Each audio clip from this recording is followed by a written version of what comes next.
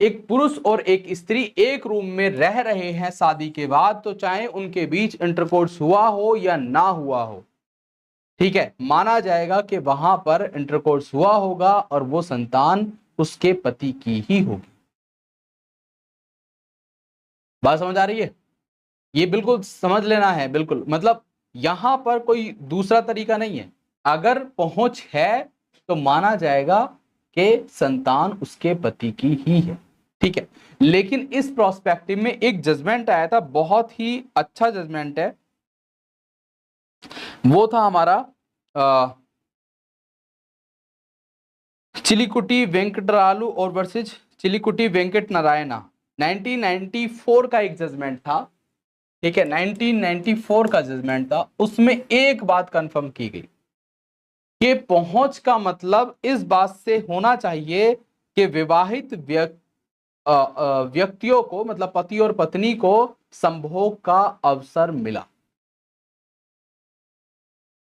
मानो कि जैसे एक महिला ए और बी, जो भी हैं महिला और पुरुष, इनका विवाह होता है, ये विवाह होकर घर आते हैं, बी जो महिला वो घर आती है, घर 1 घंटा या 2 घंटा वो रुकती है, पूजा वगैरह हो रही है, पहुंच तो है, वो एक रूम में भी बैठे हैं, ठीक है, कोई दिक्कत नहीं है। लेकिन मानो कि उसी दौरान ए को हार्ट अटैक आ जाए, ए मर जाए,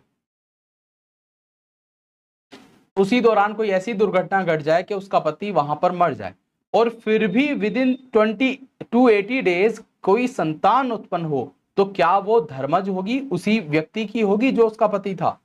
तो वो संतान उसकी नहीं होगी। क्यों नहीं होगी? क्योंकि वहां पर पहुंच तो थी, लेकिन वहां पर संभोग का अवसर नहीं था।